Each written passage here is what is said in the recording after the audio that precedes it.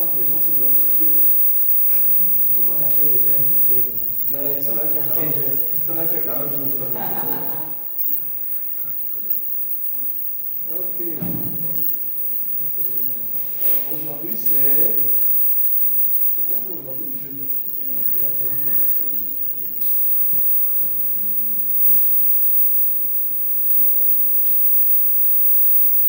Ok, on va dire. Ça donne pas? Hein?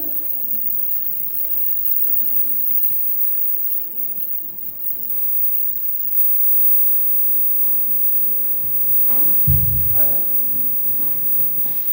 gloire au Seigneur. On va prier. Les autres vont nous retrouver pour qu'on puisse terminer à 18h30. Alléluia. Seigneur, je viens encore te dire merci pour ce soir, ce mardi, ce jeudi 5 mars 2026. Nous te bénissons et nous te rendons des multiples actions de grâce pour le privilège que nous avons, Seigneur, d'avoir ces temps de jeûne et prière. Et merci de nous soutenir, parce que ce n'est pas dans notre rythme naturel, Seigneur, de jeûner, de rester toute la journée en se privant d'eau et de nourriture. Seigneur, nous le faisons pour toi. Nous le faisons pour te plaire. Nous le faisons pour nous rapprocher de toi. Nous le faisons pour t'écouter. Nous le faisons pour être en accord avec ta volonté. Nous le faisons, Seigneur, pour être dépouillés du vieil homme qui nous approche facilement. Mais nous voulons le mettre à l'épreuve de la croix pendant ces temps de jeûne et prière. Nous voulons prendre de nouvelles orientations. Nous voulons prendre une nouvelle direction. Nous voulons nous redéterminer, Seigneur, par rapport à l'année dans laquelle nous sommes et les années à venir. Seigneur, merci pour tout ce que tu fais. Merci pour tout ce que tu dis. Merci pour tout ce que tu réalises dans nos cœurs et dans nos vies pendant ces moments. Père, encore que l'enseignement de ce soir contribue à notre édification dans le nom de Jésus. Béni soit ton nom, au nom de Jésus. Amen. Alléluia. Alors, première chose, lundi on a parlé de quoi? Lundi on a parlé de quoi? Hein? Non, la prospérité c'est le sujet, c'est le thème. Voilà, on a commencé par la faveur divine et la faveur des hommes. Deuxièmement, mardi on a parlé de quoi? L'enseignabilité. Ça veut dire que nous devons avoir des dispositions pour être enseignable. Quelqu'un qui n'est pas enseignable ne peut pas progresser, ne peut pas évoluer, ne peut pas changer. Donc, même si apprendre, c'est pas facile parce qu'il faut qu'on nous force un peu d'apprendre. C'est pas agréable. Hein? Et c'est difficile d'aimer l'école. Si on aime l'école, c'est qu'on a déjà l'habitude de bosser. Mais quand on a arrêté l'école, comme les gens comme nous, si on repart à l'école, ça va être la torture. Même si c'est des choses qu'on connaît. Donc apprendre, c'est un effort. C'est pourquoi être enseignable, et lorsqu'on est enseignable, ça veut dire qu'on a de l'ambition, on va aller loin, on veut comprendre mieux et plus que les autres. Ok? Et hier on a parlé de quoi? La discipline. Qu'est-ce qu'on a dit de la discipline? Oui? Voilà, c'est l'ensemble des règles qu'on s'impose ou qu'on nous impose pour que nos habitudes changent. Et le but, c'est de changer notre caractère, notre façon d'être, notre façon de vivre, notre façon de faire. Voilà. Quand je suis à Rwanda, j'ai une façon de vivre. Si je vais en France, c'est une autre façon de vivre. Si je vis avec les Blancs, c'est une autre façon de vivre. Donc, en fonction du milieu, en fonction du contexte, en fonction des ambitions, on doit se discipliner. Se discipliner veut dire aussi se conformer aux règles. Quand j'étais chômeur, quand j'étais en activité professionnelle, et aujourd'hui, je n'ai plus les mêmes règles. Avant, je me levais à quelle heure? Il fallait que je me lève à peu près au plus tard à 5 heures, et puis il fallait qu'à 7 heures, je sois au travail. Parce que je devais m'assurer que tout le système informatique est opérationnel. Parce que personne ne peut travailler s'il y a des problèmes informatiques. Donc je n'avais pas droit au retard. Et même il y avait certaines situations où des pannes m'attendaient. C'est-à-dire qu'on me dit déjà à 5 heures que rien ne marche. Donc tu montes avec la pression. Mais aujourd'hui, je n'ai plus ça. Je peux me lever à 10 heures. Je peux rester sur mon lit jusqu'à 10 heures. Voilà. Donc, en fonction du contexte, du milieu, des situations, de l'ambition, on s'impose des règles. Alléluia. Celui qui est discipliné, c'est quelqu'un qui sait s'adapter, c'est quelqu'un qui change facilement. Et on a dit aussi qu'il y a quelque chose qu'il ne faut pas oublier, c'est qu'il y a des choses que nous savons faire, mais ça ne contribue pas à notre vie. Là, on n'a pas de ça. Il y a des choses qu'on sait faire. Pourquoi quelqu'un qui sait tresser, chaud, mais n'a pas un salon de coiffure? Pourquoi quelqu'un qui sait préparer, chaud, et n'a pas un restaurant? Pourquoi quelqu'un qui connaît la menuiserie, chaud, et il n'a pas d'atelier de menuiserie? Pourquoi quelqu'un qui sait faire la soudure, chaud, et il n'a pas un atelier de soudure? On a compris que savoir faire quelque chose ne suffit pas. Savoir faire quelque chose ne suffit pas. Et c'est pourquoi on se rend compte qu'il y a beaucoup de gens qui sont pauvres, mais pourtant, ils savent faire quelque chose. Parce que quelqu'un qui sait laver, qui sait s'occuper de la maison, le minimum, la personne peut se faire avec ménagère, le technicien de surface, comme on dit. C'est le minimum. Mais on peut pas aller plus loin. Si je sais faire le linge, je peux créer une petite. On appelle ça comment? Là où on a le linge. Un petit pesquier. Je m'achète une. Surtout si je sais repasser. Il y a des gens qui savent. Il y a des femmes, quand elles repassent, tu te dis ça, c'est une machine. Mais elles sont à la maison. Donc c'est un métier qu'elles ont. Alléluia. Tu t'achètes une vieille machine à laver, les gens viennent laisser les amis, tu te cultives un peu sur comment on associe les couleurs, quels sont les produits qu'on utilise pour que les couleurs ne se mélangent pas. Dès que tu as la maîtrise de ça, mais tu fais un principe. Et puis te voilà gagner de l'argent. En fait, on se rend compte qu'aujourd'hui, notre vrai problème, c'est qu'on a le potentiel, on a ce qu'il faut, on sait faire des choses, mais ça ne contribue pas à notre vie. Et ça, c'est le grand malheur, c'est ça qui est dommage, c'est ça qui est triste. Tu as des gens qui ont le permis, papa a une vieille voiture, il ne peut pas aller faire le plan. Sinon, on va vous voir en train de faire le plan. Et le parent qui passe le temps à demander l'argent au parent. Oui, il y a beaucoup de choses comme ça. Si l'enfant n'a pas de travail, il a une vieille voiture, il a une voiture. Le jour que le travail va arriver, il va arriver ça, il va aller au travail. Mais entre-temps, il est utile. Alléluia. Donc il y a beaucoup de choses comme ça, il y a beaucoup de barrières qu'on doit briser. Parce qu'on voit ça dans beaucoup de familles. Les parents, les voitures, les enfants chauds. Il y a les voitures, les enfants, les permis.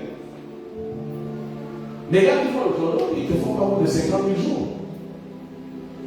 Tu as des quartiers même, je sais, où il n'y a pas de boulot, c'est 500 là. C'est 500 par personne. Et à chaque trajet, il a au moins 5 personnes. En aller comme au retour. Donc vous voyez qu'on a beaucoup de situations et on n'en profite pas. Et ça c'est juste, c'est dommage. C'est de l'argent qu'on gaspille. Voilà. Donc il faut comprendre qu'il y a des choses qu'on ne fait pas parce qu'on n'aime pas les faire. On ne veut pas les faire. On ne veut pas. Voilà, on ne veut pas. On peut bien aller laver les assiettes. À la maison, un enfant sait laver les assiettes, non? Mais il fallait laver les assiettes, c'est quoi les hôtels ici? Les Liconiens, etc. Mais on m'entend que je lave les assiettes, donc tu ne parles pas.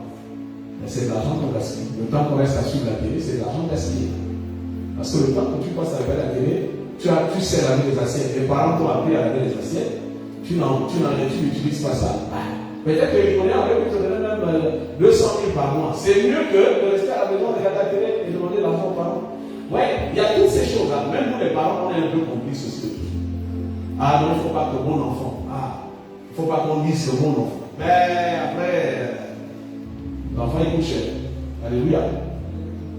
Alors, quand on aime faire quelque chose, la discipline va se faire. Quand on sait faire quelque chose, qu'est-ce que la discipline va apporter? Qu'est-ce qu'on a dit? Non. La discipline va nous amener à aimer faire quelque chose. Savoir faire quelque chose ne suffit pas. Il faut aimer le faire. C'est comme le travail. Pour commencer par le travail que vous ne mettez pas. Mais à un moment, si vous travaillez, si vous faites un travail que vous ne mettez pas, vous allez démissionner. Vous n'allez pas supporter. Mais d'accord. Les gars qui ont des corps à Castelblanc, moi j'ai vu, c'est des jeunes gens, même pour les trop âgés. C'est des enfants. C'est des gars qui ont 25 ans, 26 ans, 30 ans. Mais ils ont un plaisir. Tu sens qu'ils sont contents. Ils ne se cachent pas. Est-ce qu'ils se cachent? Ils font ça bien. D'abord, ils viennent même bien habiller. Après, ils se changent, ils travaillent. Vous sentez qu'ils aiment leur travail. Est-ce que vous voyez? Nous, ça nous choque, mais eux, ils aiment leur travail. Et quelqu'un qui aime son travail, dans quelques années, tu le trouveras encore là. Mais si tu n'aimes pas un travail, tu vas démissionner, tu le feras. Alléluia. Donc, quand on sait faire quelque chose, on finit par l'aimer. La troisième chose, on finit par avoir l'habitude, les réflexes. Alléluia. Donc, il faut bien comprendre que la discipline, on peut se l'imposer soi-même.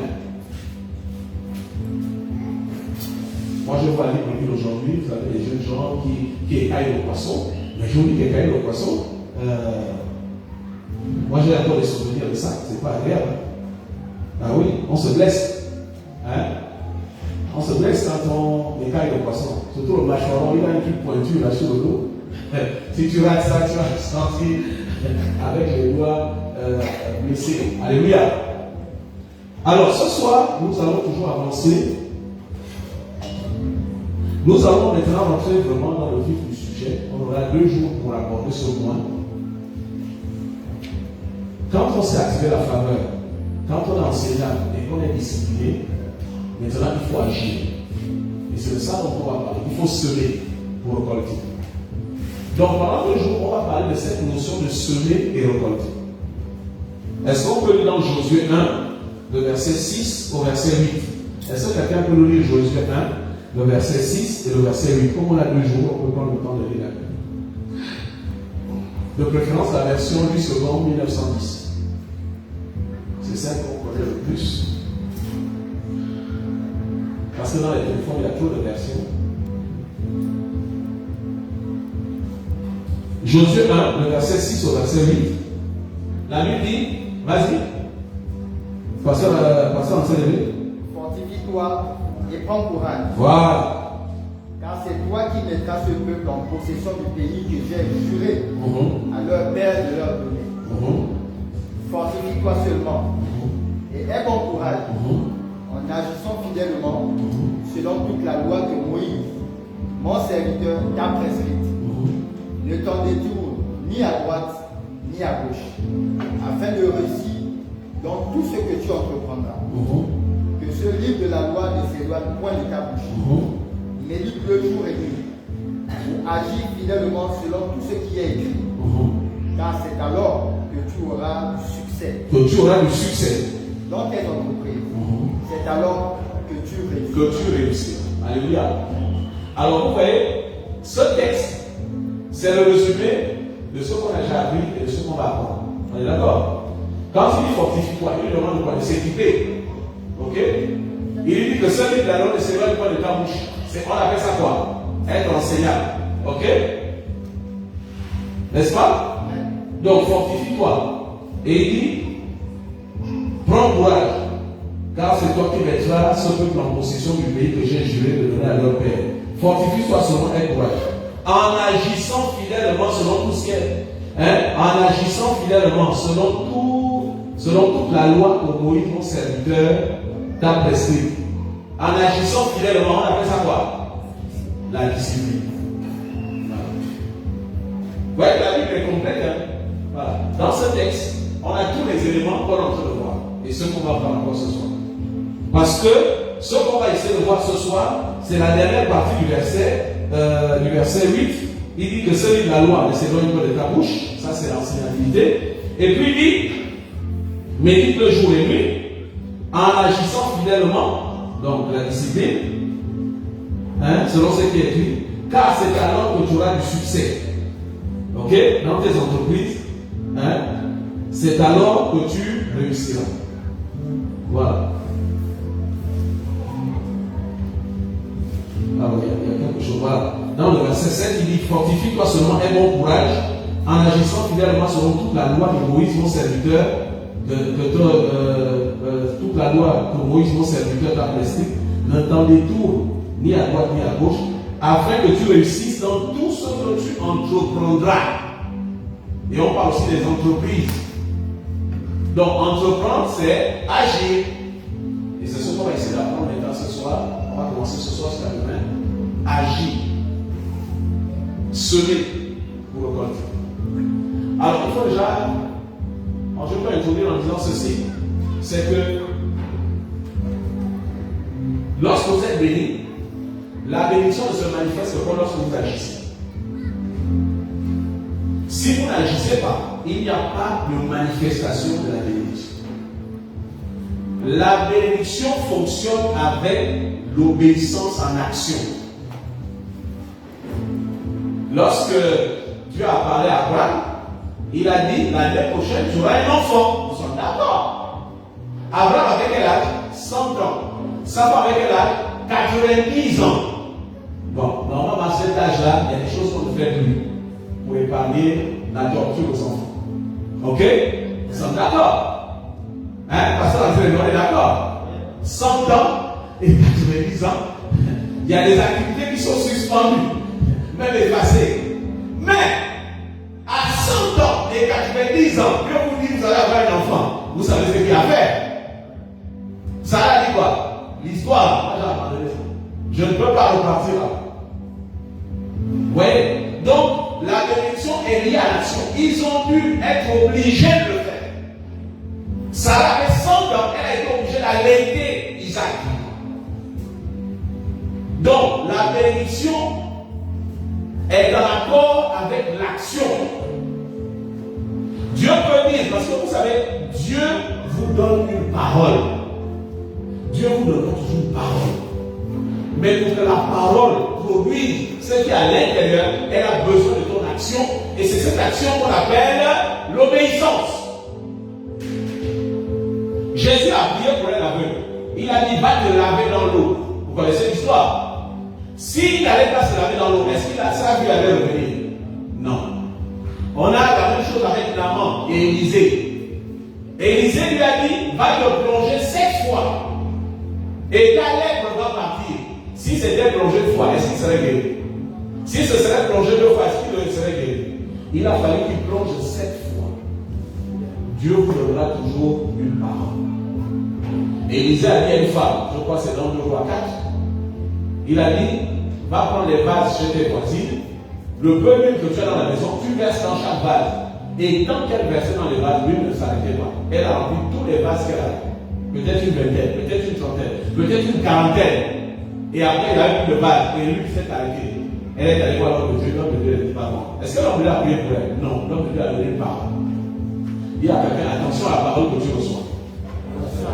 Elle peut changer au cours de ta vie. Toute parole qui vient de Dieu, qui doit changer ma vie, attend une obéissance, attend une action. Ça, c'est vraiment important. C'est pourquoi nous, les hommes de Dieu, nous devons faire très attention quand on enseigne les choses. On ne peut pas dire à quelqu'un que tu es béni sans lui dire les actes que Dieu attend comme signe d'obéissance. Oui. C'est pourquoi vous voyez dans l'église. Vous voyez dans l'église, il y a des gens qui ne sont pas bénis. Ça veut dire que la bénédiction ne s'est pas manifestée. Peut-être qu'il a parlé, il y a eu la prophétie.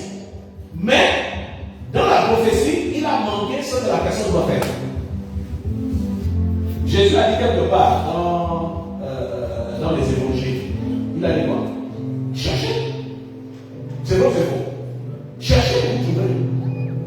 Demandez, on vous donnera. Cognez, on vous ouvrira. Je pense que vous êtes dans Matthieu 7. À partir du verset 7. Donc, c'est pas parce que Dieu a dit que je suis béni que je ne dois pas chercher. Je ne dois pas les cogner. Je ne dois pas les demander. Si Dieu me bénit pour dire, tu as le travail, mais après il faut aller le chercher le travail. Il faut aller le chercher. Je ne veux pas rester sur mon lit et j'attends. Mais c'est le problème de beaucoup de gens. On attend. Dès que Dieu proclame une parole, on n'attend plus. On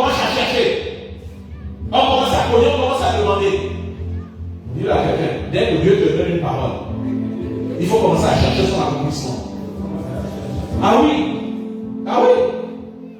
Oui. Dès qu'on te dit, frère, il y a du travail. Dès qu'on te le dit, il faut commencer à te lever à quelle heure? Hein? Oui. À 4 heures, 5 heures, tu te lèves. Tu vas à la douche, tu t'habilles. Tu commences à prendre des habitudes. Oui. Tu commences à te préparer. Parce que le problème sur le ton travail, il ne faut pas arriver en retard. Quand tu arrives à quelle heure? Quand tu arrives à quelle heure? Hein? Ah, toujours à l'heure. Ah, j'étais à l'heure. Alléluia. Donc c'est important. Quand on veut que les gens soient bénis, nous devons nous assurer qu'ils sont prêts à obéir. Ils sont prêts à poser des actes que Dieu attend dans le sens de la vérité. Alléluia. On a prophétisé sur quelqu'un quelque part. Une seule. Tu vas épouser un blanc. Jusqu'aujourd'hui, elle n'est pas encore en France. Elle se bat pour y aller. Alléluia. Voilà. Bon, aller en France, je pense que c'est une bonne idée. Parce que si la prophétie va s'accomplir, il faut bien qu'elle y aille. Alléluia. Parce que c'est là-bas où les blancs sont à foison. Alléluia. Donc, c'est pour vous montrer que toute obéissance contribue à l'accomplissement d'une bénédiction. Je vous en supplie, notez ça. Notez ça. Esther devait être reine. Esther est partie avec des amis déchirés. Hein? Esther est partie avec des amis déchirés. Elle ne s'est pas lavée. Elle n'a pas fait le tissage. Elle est allée chez le roi. Et puis le roi, bon voilà, moi je me prends comme ça. Dans notre religion, dans notre église, on ne frotte pas la crème. Hein? On ne frotte pas, on ne fait pas le tissage, etc. etc. Est-ce que c'est comme ça qu'Esther est partie? Non. Pendant 6 mois, elle a traité son thème et sa peau. Pendant 6 mois. Pour que le roi l'apprécie. Donc vous voyez tout le travail. Maintenant, la religion était là. Mais il fallait qu'un travail soit fait sur elle. Il fallait l'obéissance. Il fallait qu'elle accepte d'aller participer à un concours de Nice. Et dans ce concours, il y avait plusieurs prétendantes. Mais comme Dieu devait les lever, Dieu avait touché dans le cœur des gens qui géraient. On appelle ça, vous appelez ça comment? La commission de Nice. C'est pas déjà ça, ça c'est l'histoire de Dieu. Voilà. Nous les chrétiens, on ne fait pas ça. Voilà. Je ne sais pas dans quelle tenue, comment ça s'appelle, Esther se présentait devant les gens. Voilà. Donc, Dieu a accordé sa faveur. Maintenant, il fallait que les actes soient posés pour que la faveur amène jusqu'à la bénédiction. Et tout ça, c'est vraiment important. Alléluia. Donc, on va commencer ce soir sur ce point. Il faut que nous apprenons à garder notre ciel ouvert. C'est ça le but de ces temps. Donc, nous devons savoir que lorsque Dieu donne une parole, il attend qu'on sème quelque chose. Donc, nous allons essayer d'aller à notre vitesse et dans notre compréhension dans ce premier principe qui est une loi, c'est qu'on ne peut pas prospérer sur le sème.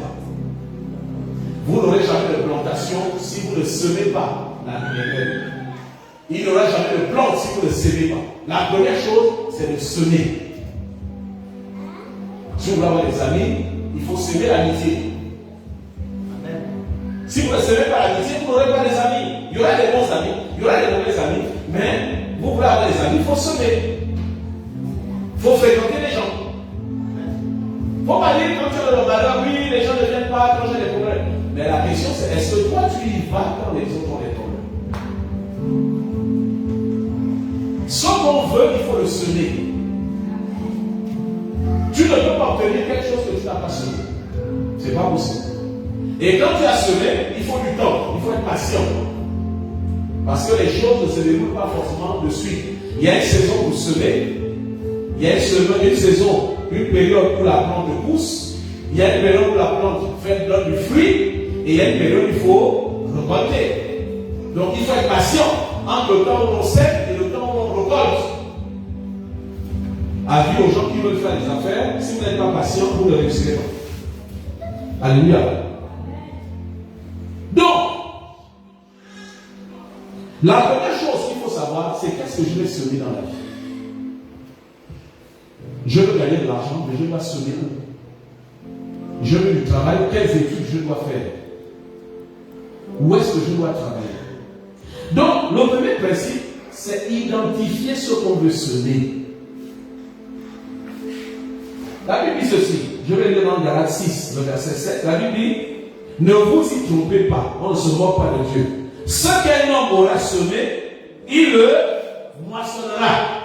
Tu ne peux pas semer les membres pour récolter des avocats. Vous savez pas? Donc, il faut identifier ce que vous voulez semer. Et le problème que nous, les chrétiens, nous avons, c'est que nous prions Dieu, je veux le travail, mais tu veux faire quel travail? Tu veux te former dans quel travail? Tu es en train de voir dans quel travail? Est-ce que le travail que tu veux faire là, tu as le caractère, tu as les habitudes, tu as le comportement du travail que tu veux? Moi, j'entends beaucoup de chrétiens, et c'est un esprit bien gabonais, je veux faire les affaires. Mais dans les affaires, il y a beaucoup de choses. Tu peux vendre des cercueils. Vendre des cercueils, ce sont des affaires, n'est-ce pas? Et ça marche. Il y a des cercueils qui coûtent 2 millions, 3 millions, 4 millions. Donc c'est un commerce. Tu peux vendre des gâteaux. Tu peux vendre du yaourt. Tu peux vendre des maisons, tu peux vendre des voitures. Donc quand tu dis je veux faire les affaires, mais rien n'est identifié dans les affaires que tu veux faire. Commence par identifier ce que tu veux semer. Parce que la Bible dit, c'est ce que tu vas semer que tu vas récolter. Donc il faut identifier ce que tu vas semer. Et tout notre problème c'est ça. Dieu va te dire, tu vas donner un grand homme d'affaires, tu vas donner une grande femme d'affaires, mais tu ne sais pas ce que tu vas semer. Maintenant je vais vous poser une question, puisqu'on a du temps jusqu'à demain. Comment faire pour identifier la semence? Ah, là c'est bon. Chiméléo. Allez. Comment faire pour identifier la semence? Docteur Makoumachan.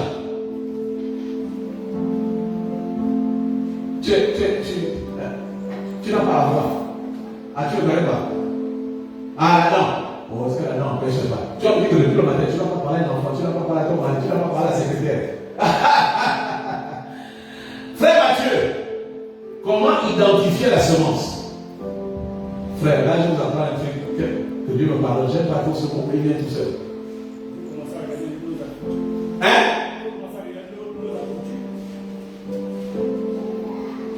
Je veux le mot exact. Non, ce qu'on a appris hier, ce que je n'aime pas faire, on appelle ça comment? Ce que je sais faire. Je dois d'abord identifier ce que je sais faire. La semence est dans ce que tu sais faire. Si je sais dresser, il y a la semence dedans. Si je sais préparer, il y a la semence dedans. Si je sais écrire, il y a la semence dedans. Si je maîtrise l'ordinateur, il y a la semence dedans. Il y a des gens qui n'ont pas fait l'école, mais très tôt, ils ont maîtrisé l'ordinateur et après ils sont devenus des enseignants de la bureautique. Parce qu'ils savent comment on déplace la souris, comment machin et tout. Et ils enseignent même des gens qui sont plus diplômés qu'eux. Je vais me prendre un exemple. Si tu sais parler l'anglais, tu peux apprendre l'anglais au président de la République. Est-ce que vous voyez? Oui. Donc, la semence est dans ce que tu sais faire. Et chaque être humain a beaucoup de choses qu'il sait faire. Il n'y a pas qu'une seule chose qu'il sait faire. Oui. Il y a beaucoup de choses que nous savons faire, mais nous ne voyons pas cela comme une semence.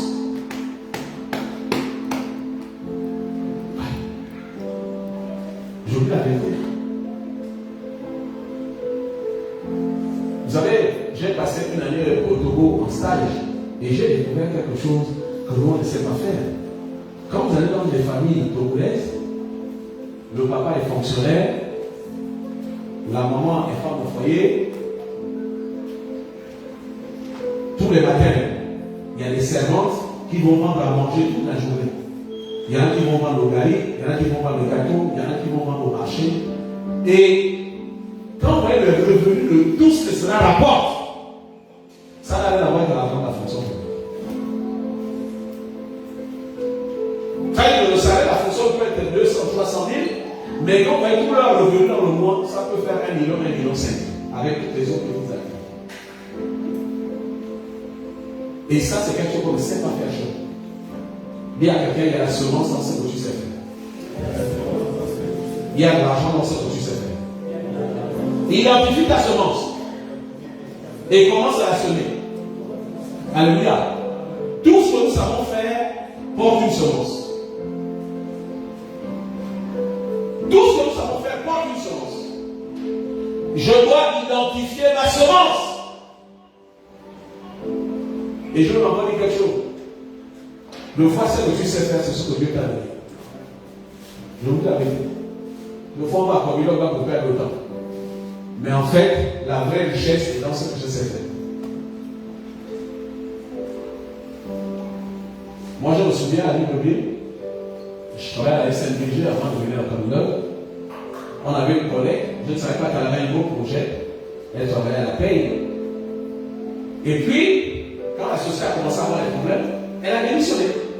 Nous, on n'avait compris. Elle a fait son départ et tout. Et puis, un jour, mon beau-frère se marie. Il y a une salle qui est louée. La salle à l'époque coûtait 5 millions. Je m'en vais, c'est elle que je trouve. Je dis, qu'est-ce que tu fais ici? Elle dit, c'est chez moi. Elle dit, c'est à cause de ça que je suis parti. Elle dit, à la SNPG, je touchais par mois 500 000. Mais chaque mariage me rapporte 5 millions. Chaque mariage me rapporte 5 millions. Donc, quand j'ai fini de payer toutes les charges, les filles et les petits garçons qui viennent servir, je me retrouve au moins avec 3 millions. Elle touche 3 millions par mariage. Quand on n'a pas fait les mariages, c'est 3 mariages dans la semaine. Et si elle a fait le 3 mariages, ça fait combien? Ça fait... Non, ça on enlève les charges. Il a 9 millions par semaine. Vous multipliez par 4 semaines. Vous multipliez par 4 semaines. Ça fait combien? Ça fait beaucoup d'argent. Ça n'a rien à voir avec ce qu'elle gagnait dans son travail ensemble. Ça fait combien? 36 millions. Vous savez ce qu'elle a fait? Elle a un terrain à côté de la route. Elle a pris son crédit. Elle a refait la maison qu'elle a héritée de son père. Elle a tout rasé. Elle a bâti un endroit. Elle a fait une salle de réception, une cuisine, une réserve de boissons, une chambre nuptiale. Tranquille. Elle n'a même pas besoin de toucher sa pension. Dis à quelqu'un, j'espère que tu n'es pas de gaspiller l'argent quelque part. Non, regarde quelqu'un dans les yeux. Dis-lui dans les yeux. Dis-lui, quand tu regardes tes yeux, là, il y a l'argent dedans. Identifie ta semence. Alléluia. Identifie ta semence. Dis à quelqu'un, laisse plus ta semence pourrir. Ah ouais, dis-le bien. Non, lève-toi, va le taper à l'épaule, Dis, je secoue ta semence là. Mais ta semence là, c'est pas la douane, La douane, c'est juste l'opportunité d'avoir un fonds d'investissement. La douane, c'est un fonds d'investissement. Communauté, c'est un fonds d'investissement. Le salaire, c'est un fonds d'investissement. Mais en réalité, c'est pas ça la semence. La semence, c'est ce que tu sais faire. La semence, c'est peut-être ce que ton mari te donne pour aller acheter la crème. Donc, tu dis, je n'achète pas la crème, j'épargne. Parce que la crème, c'est pour toi. Donc, tu ne sors pas. Non, tu le fais. Si tout le monde te met la crème, mais un tube de crème, tu peux le gérer pendant 3 mois. Tu vas au travail. Et le reste, tu épargnes.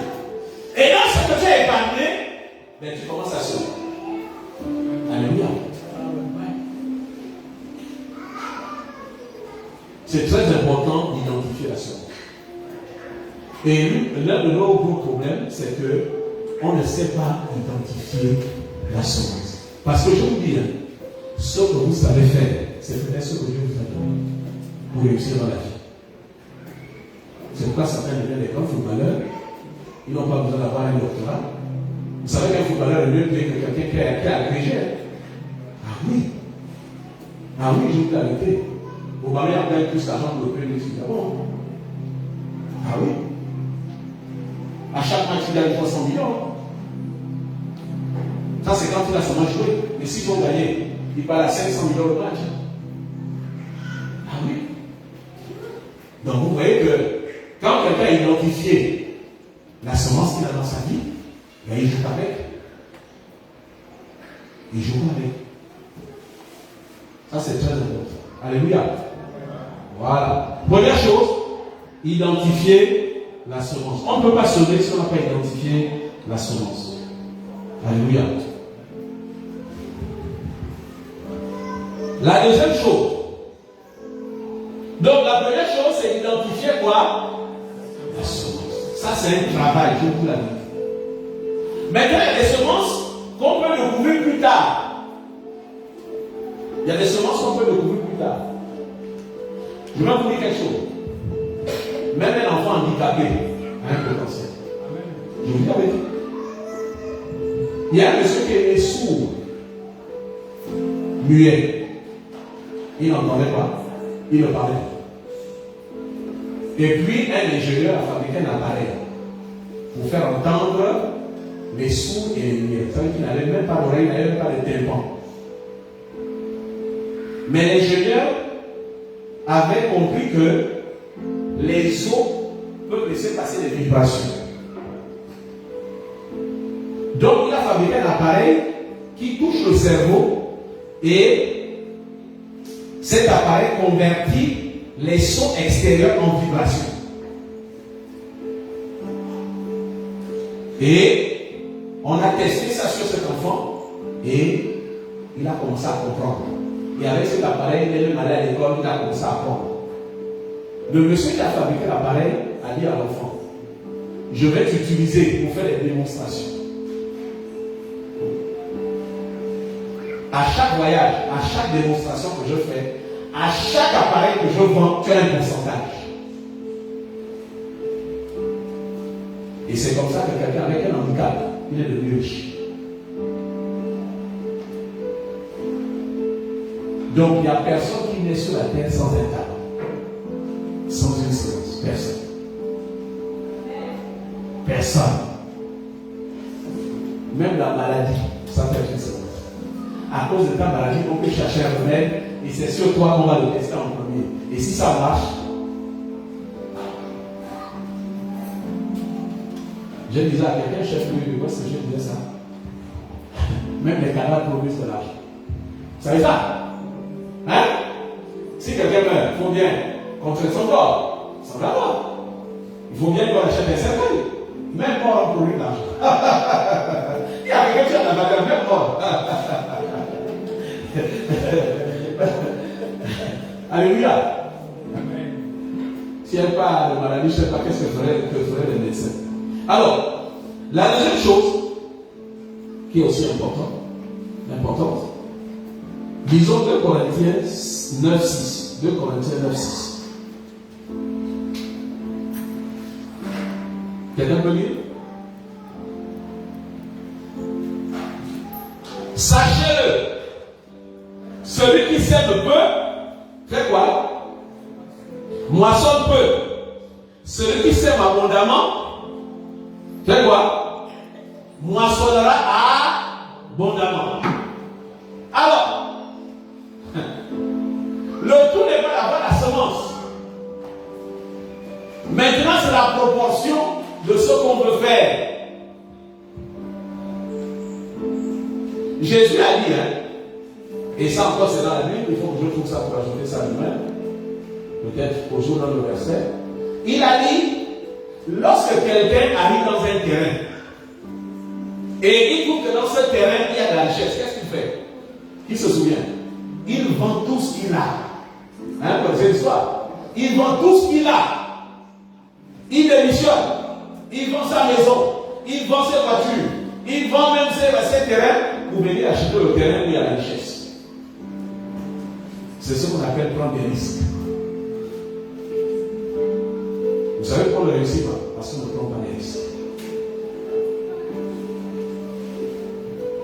Vous savez, l'un des plus grands risques, lorsque vous voulez réussir dans la vie, c'est lorsque votre vie est en jeu. Parce que lorsque votre vie est en jeu, vous ne pouvez pas jouer. Parce que vous savez que si j'échoue, c'est la prison.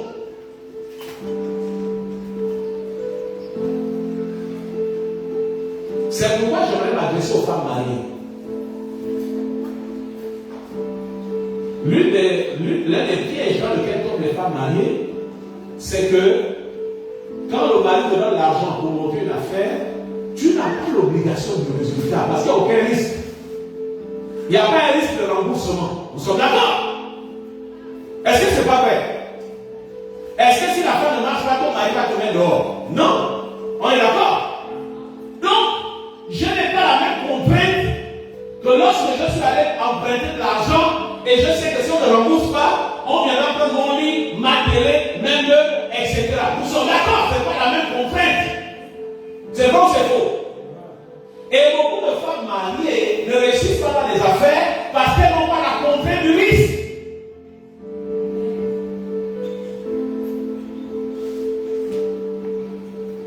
Quand mon frère te prête l'argent, comme moi ça m'est arrivé, c'est ta mère qui va te dire, oh laisse, c'est ton petit frère, si tu as gaspillé la voiture, c'est pas grave. Il n'a pas la contrainte du risque.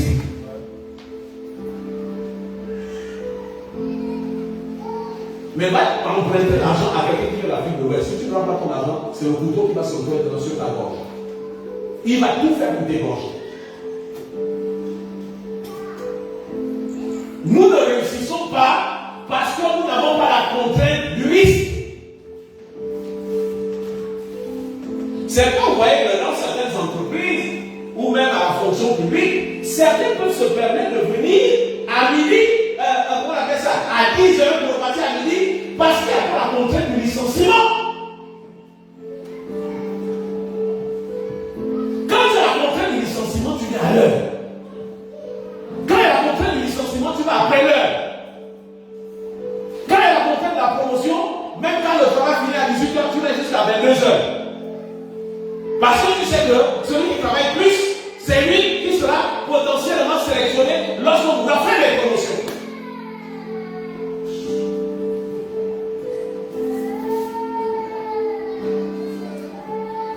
Maintenant, je vous pose une question. Puisque Dieu bénit à la proportion du risque que l'on prend, parce que Jésus a pris un risque pour nous sauver. Parce que Jésus, il pouvait mourir, les personnes les sauver. Ah oui.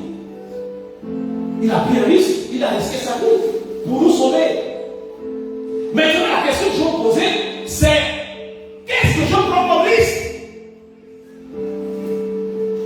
C'est pourquoi je vais. À un moment, il faut qu'on soit dur sur certaines situations. Pourquoi vous pensez que les jeunes filles prennent facilement les grossesses, les petits garçons vont engrosser les filles? Parce qu'ils n'ont aucun risque d'être virés de la maison. Mais si dans le système éducatif de la maison, on dit tu grossis, tu quittes cette maison, on te paye tes études, là il y a un risque. Il va se dire si c'est ça, j'attendrai de travailler avant de m'aventurer dans ces histoires. Nous élevons nos enfants sans risque. Ils ne risquent rien. Ils savent que s'ils font une bêtise, papa et maman vont aller se battre. L'enfant insulte le professeur, papa va aller se battre. L'enfant est échoué, papa va se battre pour qu'il passe en classe supérieure. Nos enfants vivent sans risque. C'est vrai qu'ils ne sont pas performants. Ils ne sont pas performants. Quelqu'un qui ne vit aucun risque n'est pas performant. Frère, quand tu es avocat, tu ne risques rien. Celui qui est venu de l'étranger, qui a risqué sa vie dans un bateau, vous pensez qu'il a pu abandonner, il joue? Il est capable de vivre avec 10 000 francs par mois. Il est capable. 10 000 francs par mois. Il va se débrouiller. Parce qu'il a pris le risque. Il sait pourquoi il est là.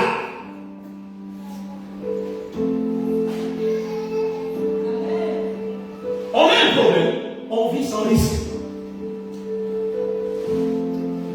Et quand vous vivez sans risque, vous n'avez pas de performance, même personnelle.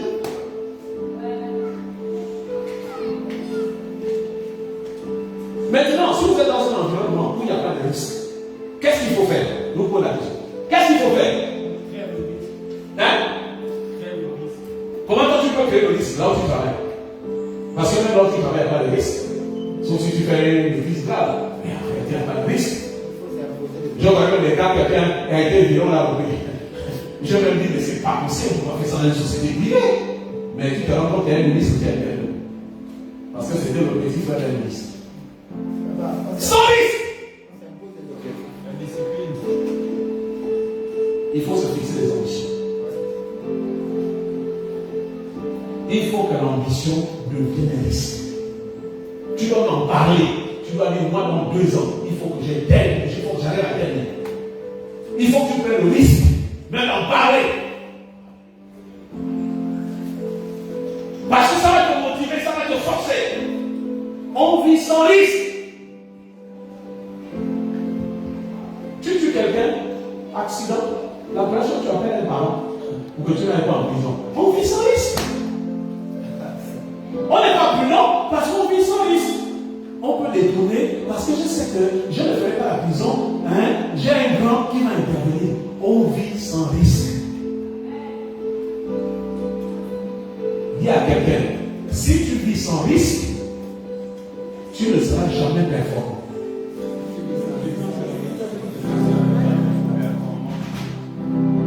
Tous les gens qui ont réussi dans la vie, qui sont devenus des leaders, ils ont risqué.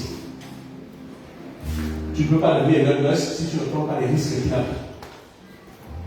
Il prend une société, il vend. Il crée une société, il vend. Il achète une société, il vend. La dernière fois, il a failli perdre toute son entreprise. Il a viré tous les ingénieurs qui ont dit que c'est impossible de faire ça. Il les a tous virés. Il est allé recruter des élèves. C'est un risque. Il a viré tous les ingénieurs qui ont dit que c'est impossible. Il est allé recruter les enfants qui sortent de l'école. Il dit, vous êtes déjà dépassé à l'équité là. Il les a tous virés. Ça lui a coûté des milliards. Il est allé recruter les enfants. Sa société a redémarré. Mais qui au monde pouvait penser à qui comme ça? Il y a que lui. Il a pris un risque.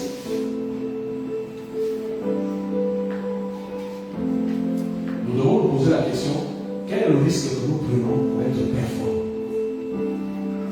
Réageons sur quel peu, même en Christ. Pourquoi les sœurs ne sont pas performantes, même dans le mariage ou les frères? Mais parce que il y a une loi qui pèse sur l'église qu'on ne divorce pas. Bravo! Fais le mariage, tu vas dire, tu es là. Ouais. Sans risque. Pas de risque, pas de performance. Quand une femme sait qu'elle se fait virer par son mari, il y a des choses qu'elle ne fera pas. Ça ne change rien.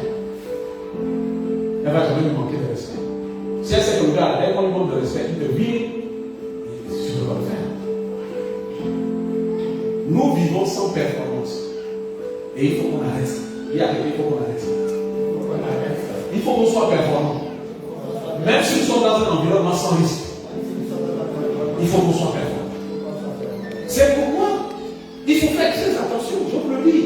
Il faut faire très attention. On vit tellement sans performance, sans risque, que quelqu'un est marié, il ne peut même pas envisager que son mari peut mourir. Mais quand ça arrive, on accuse Dieu. Nous, la vie est un risque. Moi, j'ai vu les femmes aller chercher du travail quand le mari est mort. Mais tout le temps qu'ils sont restés mariés, 10 ans, 15 ans, c'est l'argent qu'elle a perdu. Si elle avait travaillé 15 ans de temps ensemble avant de mari meurt, elle aurait peut-être construit 2 maisons.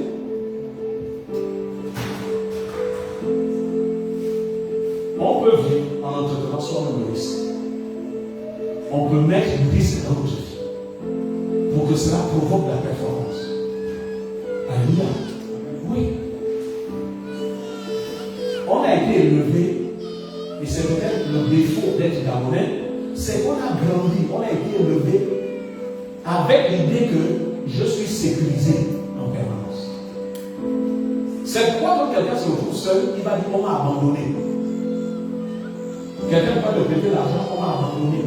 Quelqu'un ne peut pas t'aider, on m'a abandonné. Mais le problème vient d'où? C'est parce qu'on a toujours vécu en sécurité, on n'a jamais été en risque. Pourquoi vous pensez que les gens rêvent? Pourquoi vous pensez qu'il y a toutes les choses que les gens demandent? Mais c'est parce qu'on cherche un maximum de sécurité. J'en dis les anciens qui rêvent. Il suffit d'en prendre 20, ils peuvent créer des établissements. Ils vont gagner plus d'argent qu'ils ont à la fonction. Bravo.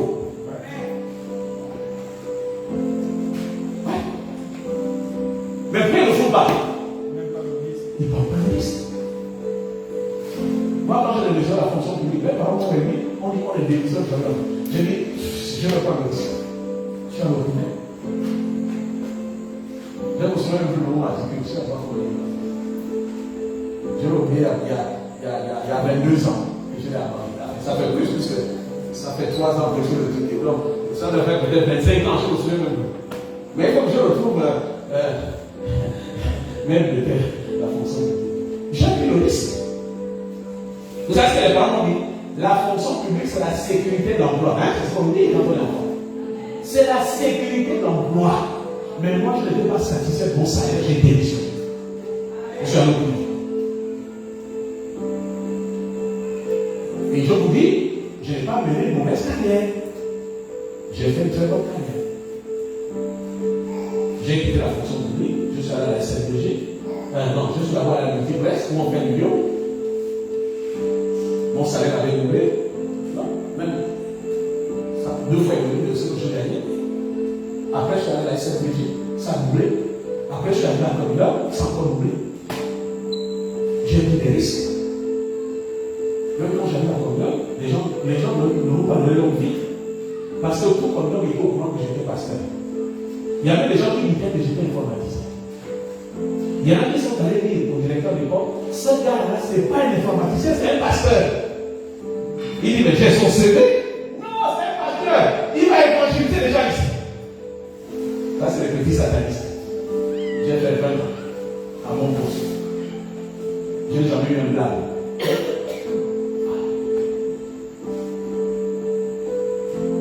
Dis à quelqu'un, une vie sans risque est une vie sans performance.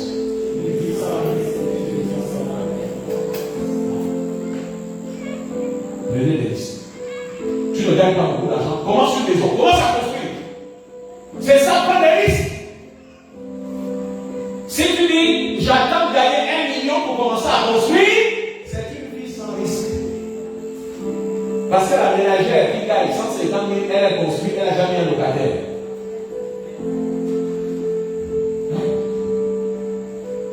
Même avec l'argent que ton mari te donne au foyer, là, tu peux construire.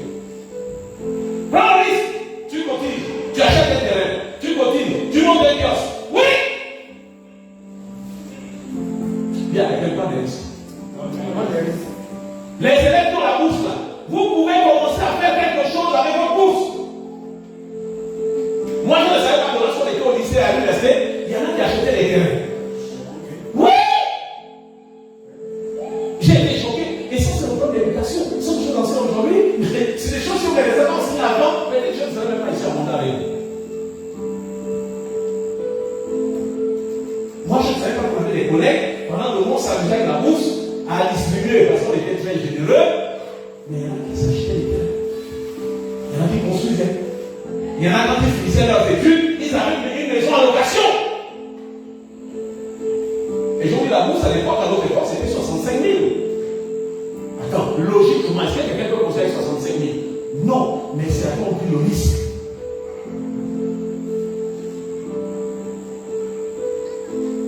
Il y a quelqu'un. Ton salaire ne doit pas te limiter. Parce que ta foi a le pouvoir, même si ça la taille est en train de s'élever, ta foi a le pouvoir de déplacer les montagnes. Dis tu es capable de bâtir une maison à étage en étant femme au foyer. J'ai un collègue, on va terminer avec ça parce qu'il nous reste 15 minutes. Sa femme était caissière.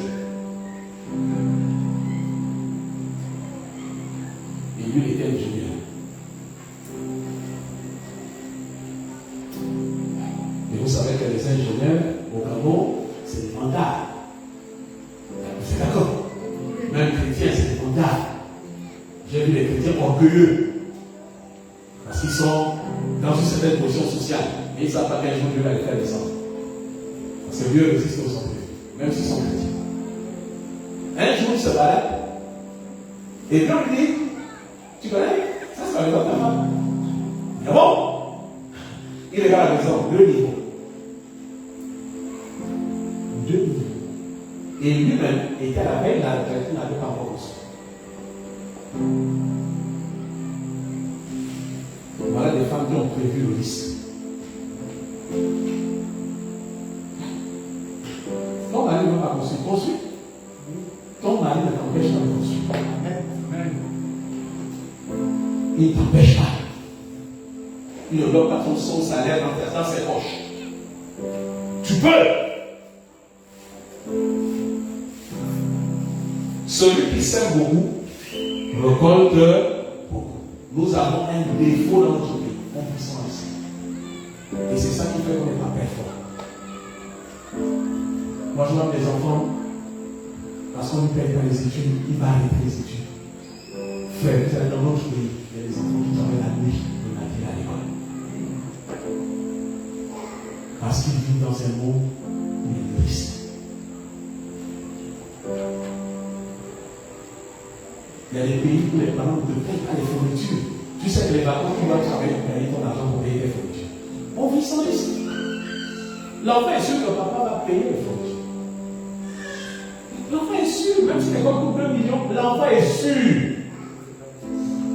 Ouais, c'est une vie sans risque.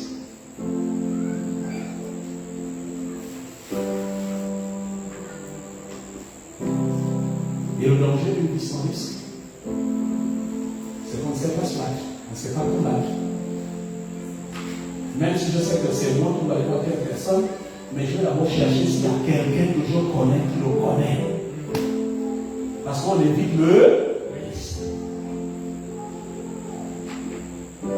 Tu vas aller passer un entretien quelque part, tu veux savoir qui va te faire l'entretien pour savoir si dans ta famille, quelqu'un connaît la personne qui va te faire sans risque. Ça veut dire que tu ne prends même pas tes compétences.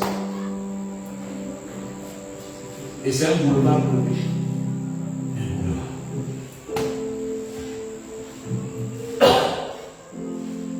Alléluia.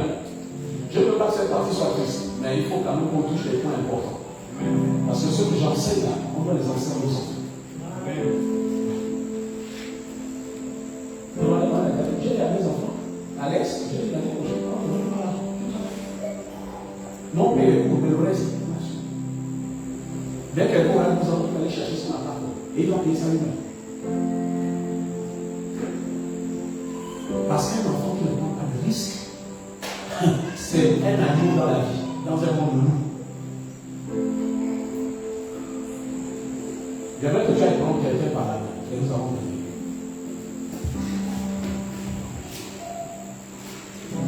Je veux que tu te déplaces vers quelqu'un. Vous pouvez rester assis, face à face, si vous voulez, côte à côte, si vous voulez.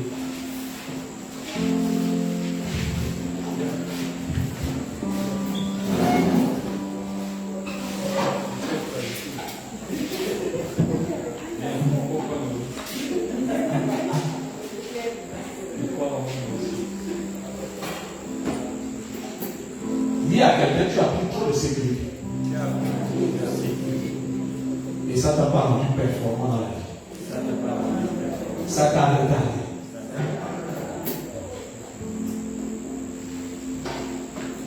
Dis à quelqu'un, ne te retarde pas dans la vie. Parce que tu es en sécurité. Dis, prends des risques. Prends des défis. Ne te limite pas à ce que tu vois, à ce que tu entends, à ce qui se dit. Tout tes regards vers Dieu et regarde l'impossible aux hommes, mais possible avec Dieu. Rends possible ce que tu crois. Rends possible ce que tu peux faire. possible ce que tu peux être. Rends possible ce que tu peux avoir. Rends-le possible. Au nom de Jésus. Sors du confort. Sors de l'assurance. Au nom de Jésus. Je prie ce soir pour que ton mari ne soit pas ton assurance. Sinon Dieu va te mettre dans l'insécurité. Quand ton mari soit un compagnon. Quelqu'un qui contribue à ta réussite. Mais il ne doit pas être en sécurité. Ta femme ne doit pas être en sécurité. Tes parents ne doivent pas être en sécurité. Ta seule sécurité, c'est Dieu. Parce qu'il connaît le chemin que tu vas prendre pour réussir, pour être élevé, pour entrer dans la grâce, pour tirer la gloire. Dans le nom de Jésus. Rentre dans le risque. Que tes ambitions soient tes risques. Que tes désirs soient tes risques. Bien-aimé, entre dans les actions, les ambitions dont Dieu est le seul et la seule protection. Dans le nom de Jésus. Que rien sur la terre ne soit ta sécurité. Mais que Dieu seul se tienne par la main. Qu'il y ait la tempête. Qu'il y ait les problèmes. Qu'il y ait la maladie. Que Dieu soit ta seule sécurité. Dans le nom de Jésus. Je proclame ce soir que la semence que Dieu a mis dans ta vie commence à porter du fruit. Parce que tu es en sécurité. Tu as amené ta semence à ne pas produire. Je condamne cet esprit qui t'a amené à ne pas être meilleur. Dans le nom de Jésus. Je prophétise sur ta vie. Dieu a dit qu'il élève ceux qui sont humbles, ceux qui s'abandonnent à lui, ceux qui ont confiance à son intelligence, ceux qui ont confiance à la sagesse de Dieu. Dieu les élève. C'est pourquoi je prie pour toi, pour que Dieu soit ta seule sécurité. Même si ton mari te replie, que Dieu soit ta seule sécurité. Dans le nom de Jésus.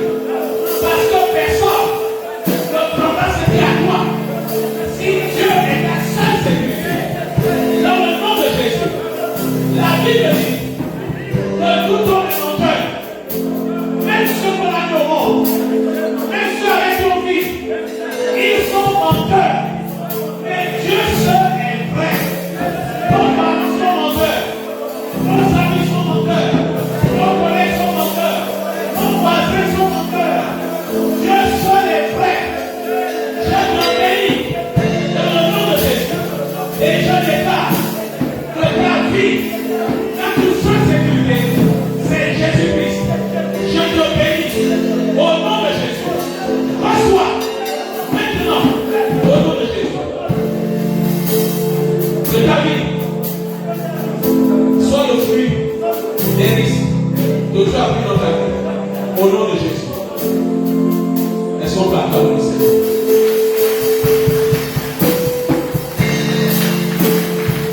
Je vais inviter le révérend Frédéric pour aller terminer par la prière.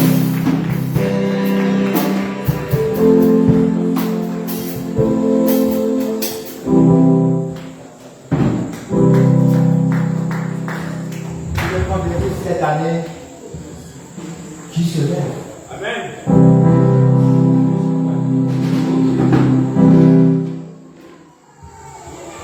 Que tu es sorti des cases de confort.